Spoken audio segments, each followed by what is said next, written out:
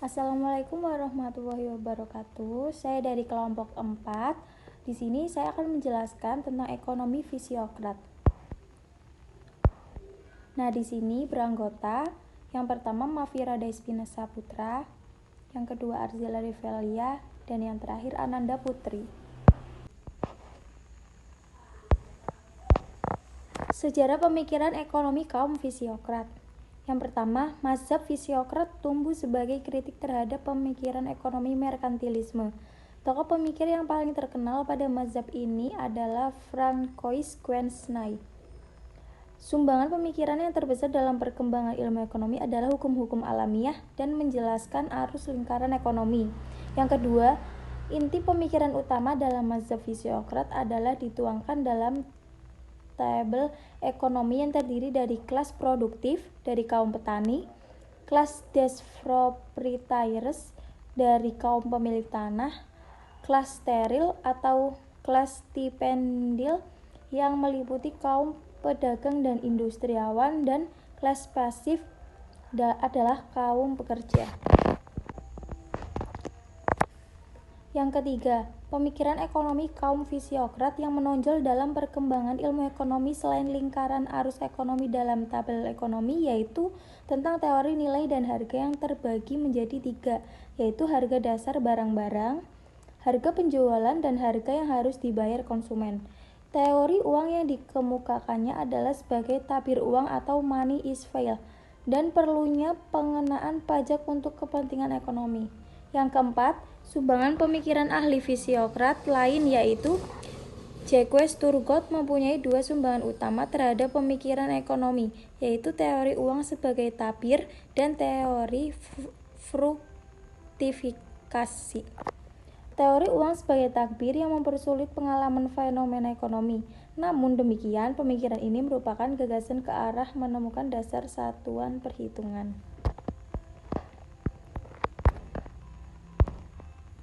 Pemikiran ekonomi fisiokrat ialah kelompok ekonom yang terpercaya kalau kemakmuran suatu negara hanya bisa dicapai melalui agrikultur. Teori mereka berasal di Prancis dan sangat populer pada paruh kedua dari abad ke-18. Fisiokrasi mungkin merupakan teori pertama yang dikembangkan dengan baik dalam bidang ekonomi, dengan segera mendekati sekolah modern pertama ekonomi klasik yang dimulai dengan publikasi The Wealth of Nations karya Adam Smith pada tahun 1776. Pemikiran ekonomi.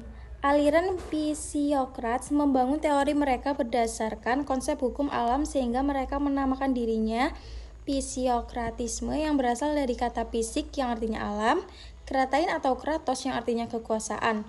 Dengan kata lain, penganut aliran ini percaya bahwa sumber daya alam adalah sumber dari kekayaan.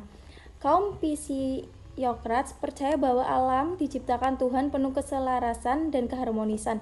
Kaum fisiokrat percaya bahwa sistem perekonomian juga mirip dengan alam yang penuh harmonis tersebut. Dengan demikian, setiap tindakan manusia dalam memenuhi kebutuhan masing-masing juga akan selaras dengan kemakmuran masyarakat. Beri kemanusiaan kebebasan dan biarkan mereka melakukan yang terbaik bagi dirinya masing-masing.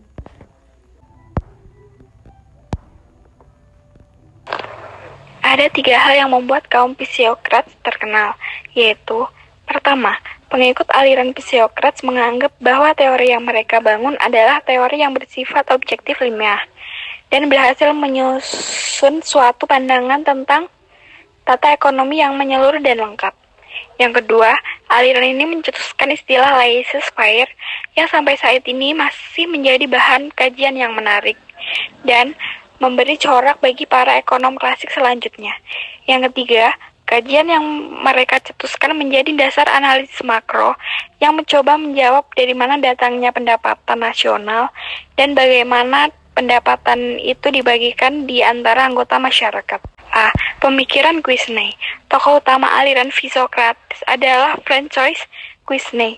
Sebetulnya, profesi awal Queensnay adalah sebagai dokter dan sangat ahli dalam ilmu bedah. Di kemudian hari, ia diangkat sebagai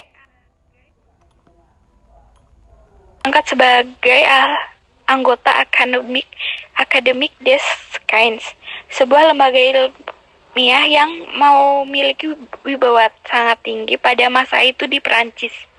Sejak itu, ia mulai mencurahkan pada masalah-masalah ekonomi.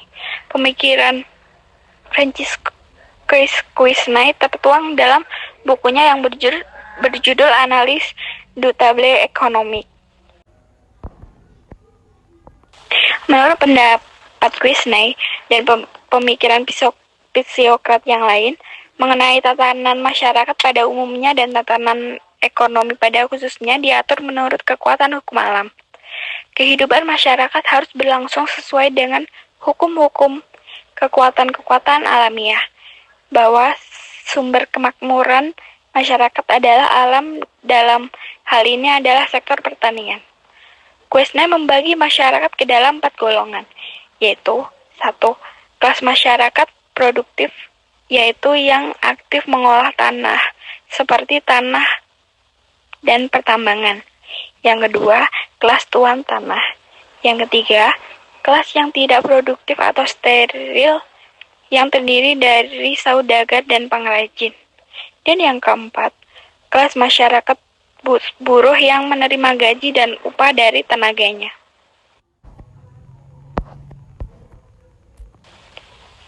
Dalam buku tersebut, Quesnay mulai dengan asumsi bahwa ekonomi dapat digambarkan ke dalam 3 kelas atau sektor yang berbeda, yaitu 1.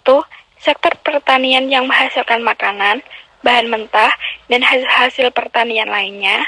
Yang kedua, sektor manufaktur yang memproduksi barang-barang seperti pakaian dan bangunan serta alat-alat yang diperlukan oleh pertanian dan pekerja pabrik. Sektor manufaktur tersebut juga sektor jasa karena jasa bertanggung jawab untuk memfasilitasi perdagangan domestik dan internasional. Selanjutnya, A.R.J. Turgot. Turgot menjabat sebagai Menteri Keuangan di bawah Raja Louis ke-16. Dalam kedudukan tersebut melakukan tindakan-tindakan reformasi, khususnya mengenai sistem fiskal.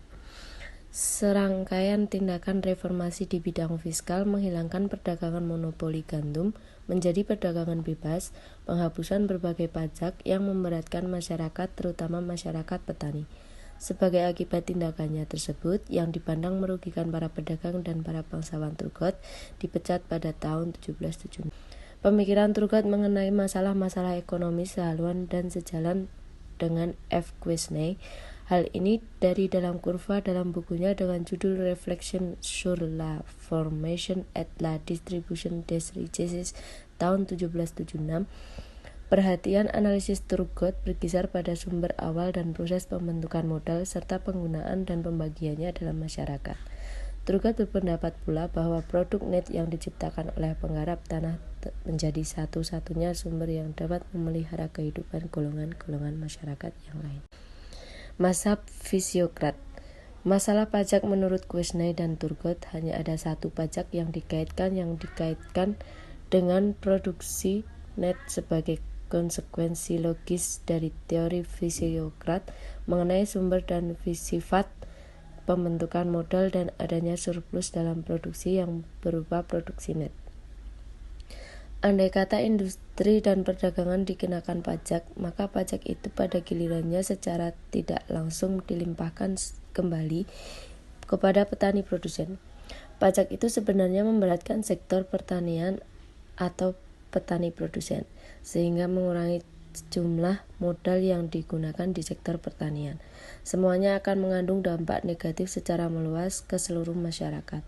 Oleh karenanya, hanya produksi net satu-satunya merupakan sumber pajak. Inti dari mazhab ini adalah, yang pertama, pemilik tanah harus dikenakan pajak dalam bentuk satu macam pajak. Kedua, tekanan pada sektor pertanian yang produktif memungkinkan terjadinya surplus di atas nilai sumber daya yang digunakan.